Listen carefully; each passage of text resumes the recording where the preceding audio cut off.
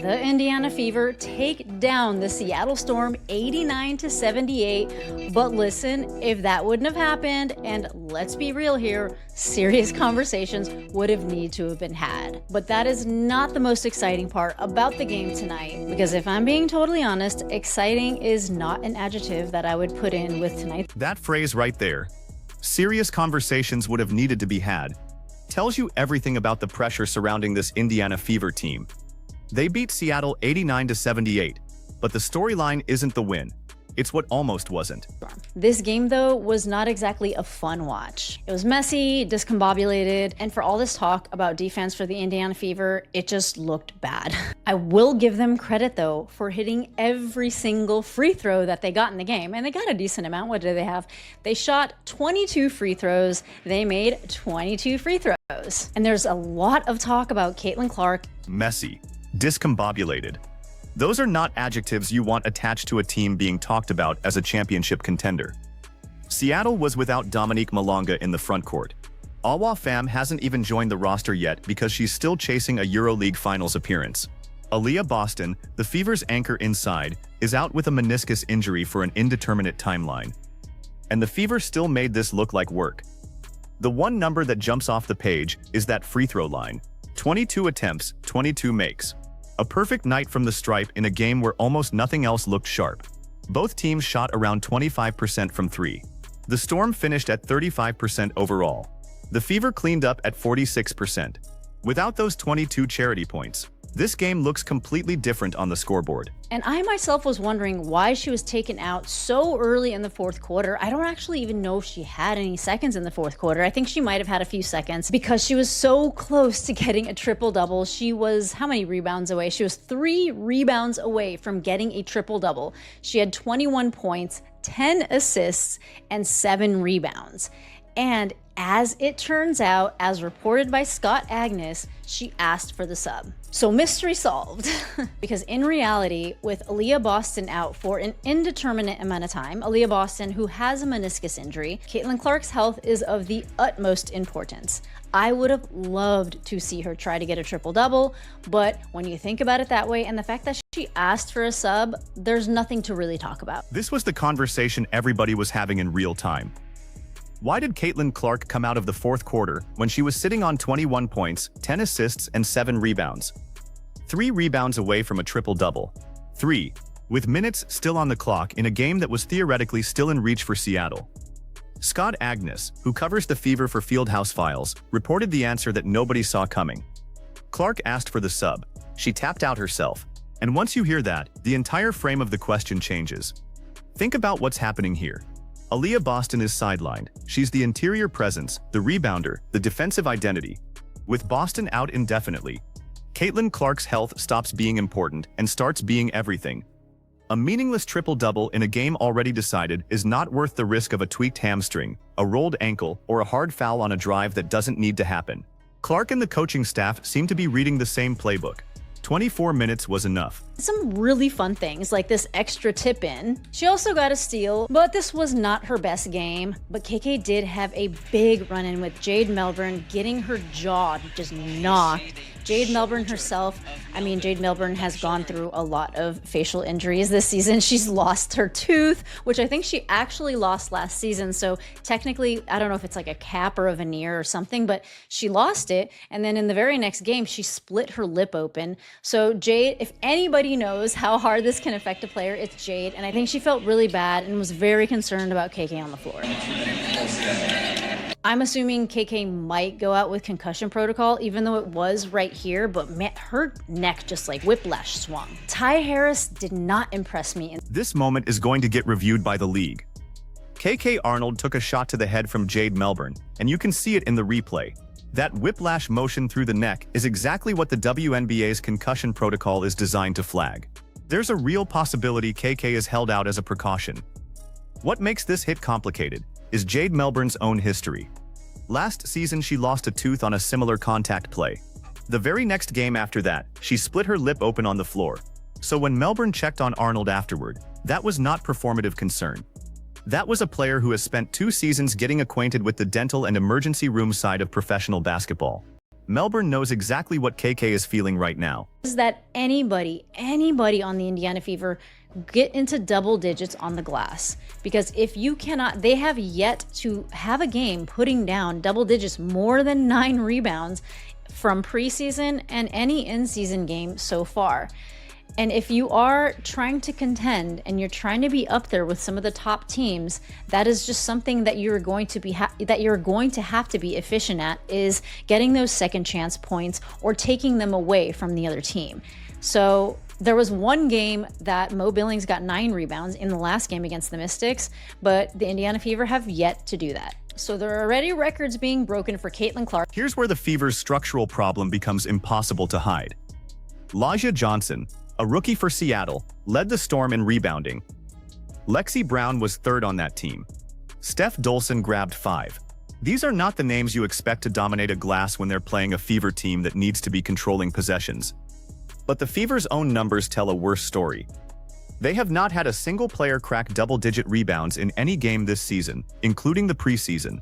The closest anyone came was Maya Beth Billings, who pulled down 9 against Washington, 9 against the Mystics. You cannot contend in this league without somebody owning the glass.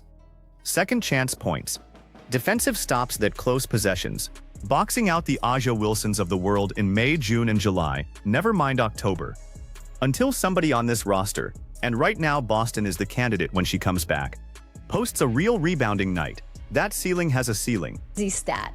Now, not only that, there's just so many more stats. But with her 21 points, 10 assists, 7 rebound game, she already has the most career games with 20 plus points and 10 plus assists. And this was her 12th game putting down those stats. But according to the Real app, which is an app that tracks player stats all across all sports, they are saying that Caitlin Clark this season is number 1 in assists and number 2 in points.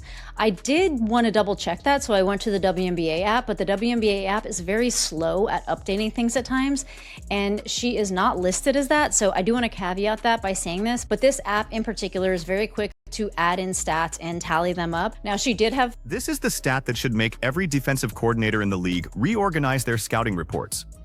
Caitlin Clark generated 45 points in 24 minutes of basketball. 45, off her own scoring plus what she set up for teammates. That's a per-minute production rate that has historical implications, not just season ones. And the league office quietly did something significant. They reviewed previous games and credited Clark with 2 assists that were missed by the official scorers.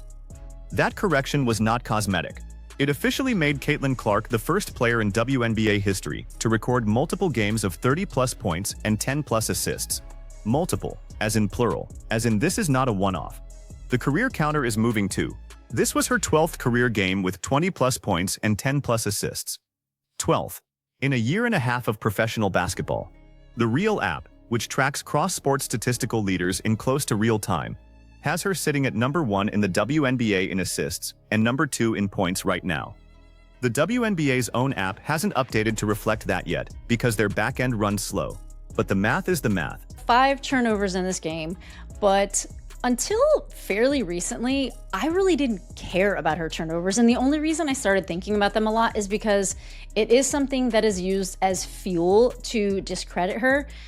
She has the nickname of Turnover Tammy by a lot of the ops, which I think is just kind of crazy because if you look at her usage rate and you compare it to other players in the NBA, for instance, it's actually not that crazy. And one of the broadcasters from tonight's game, her name is Kate Scott, she mentioned, going through social media and looking through comments and whatnot.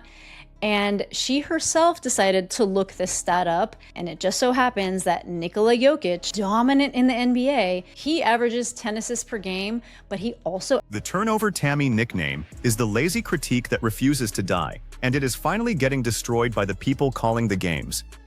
Kate Scott, who was on the broadcast tonight, decided to do the work herself. She looked up Clark's numbers in context. Nikola Jokic, 3-time NBA MVP, averages roughly 10 assists per game in the NBA. He also averages 4 turnovers a game.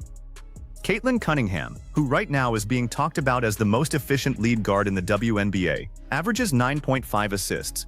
She also averages 4 turnovers a game. Clark had 5 turnovers tonight, on a usage rate that nobody else in this league carries. 5. When you are the offensive engine, the primary creator, the player every defense is designed to stop, turnovers are the cost of doing business. The fact that anyone is using turnovers as a stick to beat her with, rather than measuring them against her assists, her usage, or her actual peers in the sport, says more about the critic than the player. Throughout the entire season. I just want to go over some of Caitlin Clark's stats in her last 4 games. 21 points, 7 rebounds, 10 assists tonight in 24 minutes. Against the Mystics, 32 points, 10 assists, 7 rebounds. Against the Sparks, 24 points, 4 rebounds, and 9 assists. And against the Dallas Wings, 20 points, 5 rebounds, and 7 assists. This could very well be an MVP season loading. I do want to caveat that by saying 2 days ago against the Connecticut Sun, A'ja Wilson did drop 45 points, and A'ja Wilson is always in MVP talks. But as usual, if you have any thoughts, get down in the comments. Look at this 4-game stretch and tell me what you see. 21 points, 10 assists, 7 rebounds against Seattle in 24 minutes. 32 points, 10 assists, 7 rebounds against Washington. 24 points, 4 rebounds, 9 assists against the Sparks. 20 points, 5 rebounds, 7 assists against the Dallas Wings. That is not a hot streak. That is a baseline. That is what the floor of an MVP-level guard looks like when she is not even playing full minutes most nights. 24 against Seattle. The two-way restraint of pulling herself out of a triple-double chase. The willingness to subordinate counting stats to team health. These are not the choices of a player worried about her brand. These are the choices of a player worried about June, July, and a deep playoff run that Indiana has not seen in over a decade. There is one obstacle parked in the conversation. A'ja Wilson dropped 45 points on the Connecticut Sun 2 days before this game. 45 in a single night. Wilson is a 2-time MVP and a defending champion, and she is treating this season like she wants a 3rd trophy on the shelf. Any MVP conversation has to start with her until somebody knocks her out of the chair. But here is what is different about this race compared to last year. Last season, Clark was a rookie putting up Rookie of the Year numbers and getting respect for being a generational point guard. This season, she is leading the league in assists outright. She is 2nd in points. She is doing it on a team without its starting center, with rotational chaos, and with a defense that the broadcast crew called bad out loud on a live national feed. If she keeps this up while the team finds its footing, that conversation stops being about who deserves it and starts being about who can possibly catch her. A'ja Wilson has had a 45-point night. Caitlin Clark has had 12 games of 20-plus points and 10-plus assists. Those are different categories of dominance. One is a single peak, repeated often. The other is sustained quarterback play that bends an entire offense around it. The voters are going to have to pick a philosophy. Then there is the part nobody wants to say out loud. The Fever are messy. They were messy tonight. The defense looks broken. Nobody is rebounding. Boston is hurt. KK might be entering concussion protocol. Ty Harris had 4 points in 11 minutes of garbage time. This is not a finished team, and yet Clark is putting up these numbers. Imagine what these numbers look like when Boston returns, when the bench rotation stabilizes, when somebody finally posts 10 boards in a game. The ceiling is not the ceiling. Sophie Cunningham's reaction shots tonight, after the Clark block on Notisha Hiedemann, were the perfect physical embodiment of this whole season. The Fever know they have something. They know the rest of the league knows it too. The body language said it before the box score did. So I want to know what you think. Is this team a real contender right now, or do they need Boston back and a real rebounder before that conversation is honest? Is Caitlin Clark the MVP frontrunner, or does A'ja Wilson keep that crown until somebody physically takes it from her? And the turnover argument dead or still alive after tonight? Drop the take in the comments, hit subscribe if you have not already, and I will see you for the next one.